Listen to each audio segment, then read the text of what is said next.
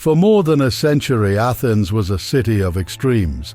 Wealthy elites lived in towering temples and palaces, while the common people struggled in their shadows. The rich grew richer while the poor suffered, and unrest simmered in the streets. Just as Athens was ruled by a family who solidified their power through manipulation, wealth, and fear, we live in a world where corporate power and influence often overshadow the voice of the people. The assassination of someone like Brian Thompson, CEO of United Healthcare, could serve as a spark, an event that catalyzes a chain reaction in our society. In 514 BCE, Hipparchus, son of the tyrant Pisistratus, was unexpectedly assassinated by two members of the Athenian elite.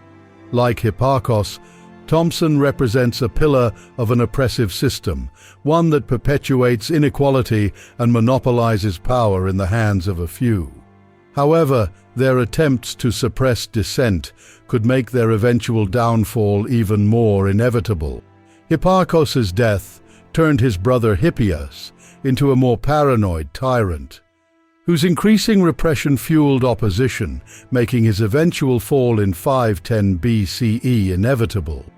This single moment of rebellion contributed to the end of the archaic era and the rise of the classical era in Athens, marking a significant shift from tyranny to democracy.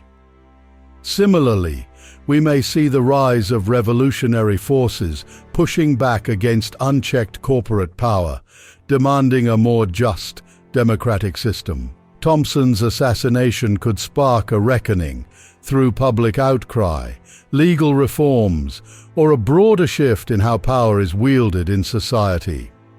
In the end, what we can learn from both ancient Athens and modern-day events is that even in the darkest moments, the courage and resolve of a few can change everything.